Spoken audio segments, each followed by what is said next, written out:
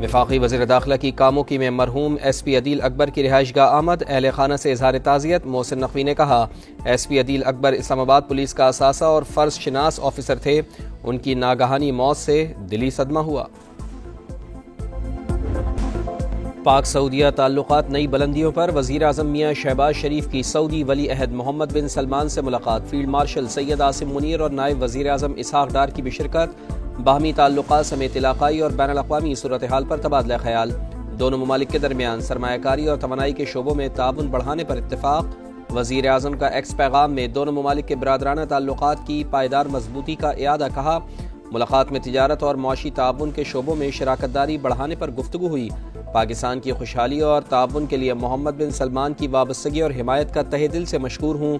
وزیر اعظم آج ریاض میں فیوچر انویسٹمنٹ انیشیٹو کانفرنس میں شرکت کریں گے، مختلف ممالک کے سربراہان سے ملاقاتیں بھی schedule.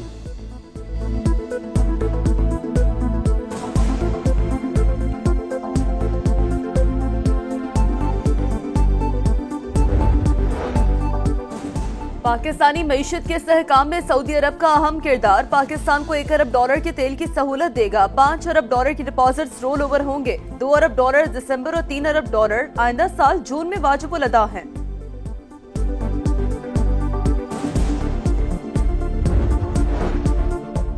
Field marshal Syed Asim Munir کا اردن کا سرکاری دورہ، شاہ عبداللہ دوم سے ملاقات، برادرانہ تعلقات کے فروغ کا عزم، شاہ عبداللہ نے قیام امن کے لیے پاک فوج کے کردار کو سراہا، دفاعی تعلقات مزید مستحکم کرنے کی خواہش کا اظہار۔ فیلڈ مارشل کی اردن کی مسلح افواج کے سپریم کمانڈر سے بھی ملاقات، عسکری تعاون مزید مضبوط بنانے پر اتفاق، جنرل ہیڈ کوارٹرز پہنچنے پر آرمی چیف کو گارڈ آف آنر پیش کیا گیا۔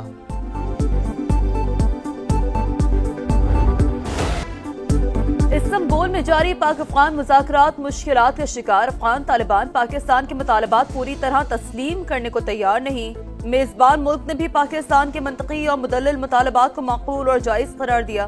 طالبان کا وفد بار بار کابل انتظامیہ سے رابطہ کر کے احکامات لیتا رہا، حوصلہ افزا جواب نہ آنے سے تعطل پیدا ہو رہا ہے۔ پاکستان نے واضح کر دیا، جائز مطالبات کو تسلیم کرنا سب کے مفاد میں ہے۔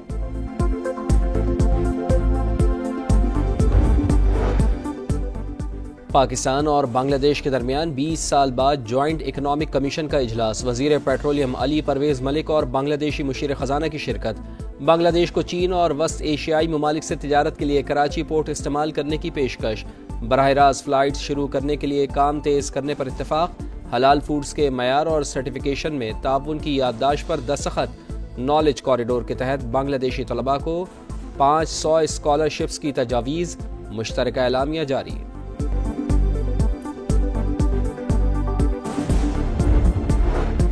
پیپلز پارٹی اور نون لیگ کا آزاد کشمیر حکومت کے خلاف تحریک عدم اعتماد لانے پر اتفاق، صدر آصف زرداری سے دونوں جماعتوں کی مذاکراتی کمیٹیوں کی ملاقات، نون لیگ ان ہاؤس تبدیلی کے لیے جیالوں کا ساتھ دے گی، آزاد کشمیر کے نئے وزیر اعلیٰ کا اعلان آج بلاول بھٹو زرداری کریں گے، رانا ثناء اللہ کہتے ہیں نون لیگ نئی آزاد کشمیر حکومت میں شامل نہیں ہوگی، احسن اقبال بولے آزاد کشمیر کا موجودہ سیٹ اپ ذمہ داریاں پوری کرنے میں ناکام رہا، راجہ پرویز اشرف اور قمر زمان کاہرہ نے کہا انوار الحق نے معاملات کو اتنا خراب کیا کہ وفاق کو مداخلت کرنا پڑی۔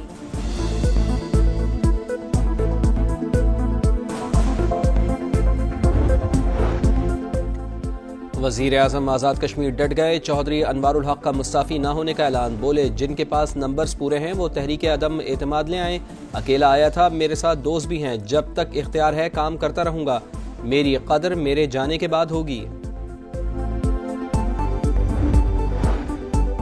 چیئرمین پیپلز پارٹی بلاول بھٹو کی مولانا فضل الرحمان سے ملاقات، قومی اور سیاسی امور پر بات، رابطے جاری رکھنے پر اتفاق، مولانا فضل الرحمان کہتے ہیں اپوزیشن لیڈر بننے میں دلچسپی ہے، نہ ہی ایسی کوئی بات ہوئی ہے، پاک افغان کشیدگی دونوں ممالک کے لیے مفید نہیں، مذاکرات کی کامیابی کے لیے سنجیدہ رابطے پر مثبت جواب دیں گے، رویوں میں نرمی لانا ہوگی۔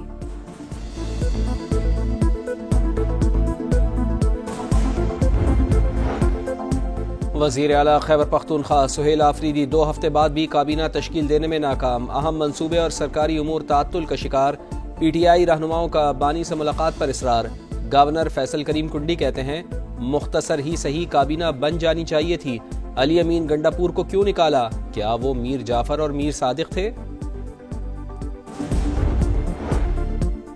پنجاب کی 65,000 مساجد کے ائمہ کو وظیفہ دینے کا فیصلہ، وزیر اعلیٰ پنجاب مریم نواز کی زیر صدارت امن و امان پر اجلاس۔ مساجد کی تعمیر و مرمت کے پروجیکٹ سالانہ ترقیاتی پروگرام میں شامل، سائبر کرائم سیل قائم کرنے اور لاؤڈ سپیکر کے غیر قانونی استعمال پر کارروائی کی ہدایت۔ مریم نواز نے کہا پنجاب میں قیام امن اولین ترجیح، جائز کام کے لیے بھی رشوت دینی پڑے تو یہ حکومت کی ناکامی ہے، کوئی بھی شکایت قابل قبول نہیں ہوگی۔ این ایچ اے کا ریونیو 3 سال میں 500 ارب تک بڑھانا ہے۔ وفاقی وزیر مواصلات عبدالعلیم خان کاظم ری اسٹرکچرنگ 2 ماہ میں مکمل کرنے کی ہدایت۔ ٹاسک اے ایف فرگوسن ادارے کے سپرد، نئے آرگنائزیشن ڈیزائن اور جاب پروفائل کی تیاری کی ہدایت۔ عبدالعلیم خان نے کہا بہتری کے لیے شارٹ اور لانگ ٹرم اقدامات اٹھائے جائیں، اداروں کی اصلاح مشترکہ ذمہ داری قرار۔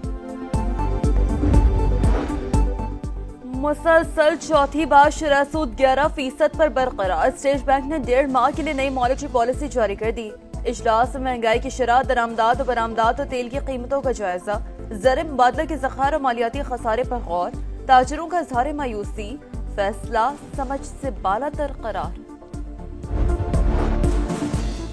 بلوچستان کے علاقے بھاگناڑی میں دہشت گردوں کا حملہ، فورسز نے بینک لوٹنے کی کوشش ناکام بنا دی۔ حملے میں ایس ایچ او لطف علی کھوسا شہید، 1 اہلکار زخمی۔ جوابی کارروائی میں 2 دہشت گرد مارے گئے، 1 زخمی۔ لاہور میں محافظ ہی ڈاکو بن گیا، شاہدرہ میں شہری سے ڈکیتی کرنے والا پولیس افسر گرفتار، فوٹیج نے بھانڈا پھوڑ دیا۔ سب انسپکٹر عمار نے شہری سے 4 لاکھ روپے چھینے تھے، ملزم سی سی ڈی کے سپرد۔ کراچی میں ای چالان سسٹم کا نفاذ، 900 کیمراز کے ذریعے ای ٹکٹنگ کا عمل شروع۔ ٹریفک قوانین کی خلاف ورزیاں جدید کیمروں سے ریکارڈ ہوں گی، وزیر اعلیٰ سندھ نے افتتاح کر دیا۔ دائرہ کار پورے صوبے میں پھیلانے کا اعلان، بولے ای چالان سے ٹریفک کے مسائل حل اور انسانی مداخلت ختم ہوگی۔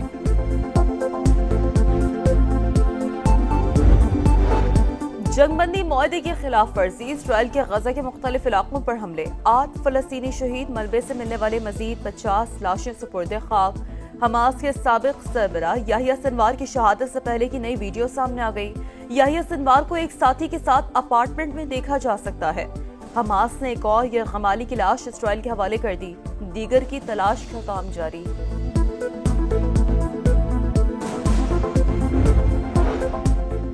امریکی صدر ڈونلڈ ٹرمپ کا دورہ جاپان، نایاب معدنیات سے متعلق معاہدے پر دستخط، نو منتخب جاپانی وزیر اعظم سے تجارت اور دفاعی امور پر تفصیلی تبادلہ خیال۔ صدر ڈونلڈ ٹرمپ کا وزیر اعظم ہاؤس پہنچنے پر پرتپاک استقبال کیا گیا۔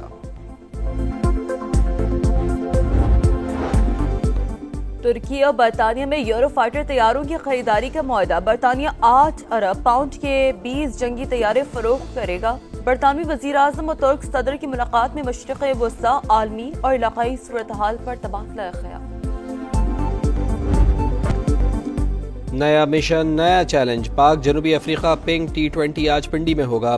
بریسٹ کینسر آگاہی مہم کے لیے افریقی پلیئرز بھی پنک ربن پہنیں گے۔ شاہینوں کا پنک کٹ میں فوٹو شوٹ۔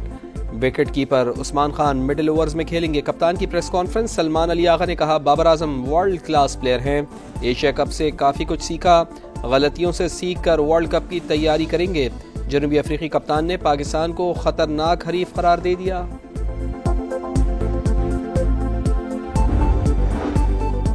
بھارت کا گیم آف جنٹل مین کے ساتھ کھلواڑ، بھارتی ٹیم کے خلاف ایکشن لینے سے روکا گیا۔ سابق آئی سی سی میچ ریفری کرس براڈ کا تہلکہ خیز انکشاف، ایک میچ میں بھارت نے مقررہ وقت میں 3 سے 4 اوور کم کرایا، جرمانہ بنتا تھا، لیکن میچ کے بعد فون آیا، بھارت پر ہلکا ہاتھ رکھنے کی ہدایت کی گئی۔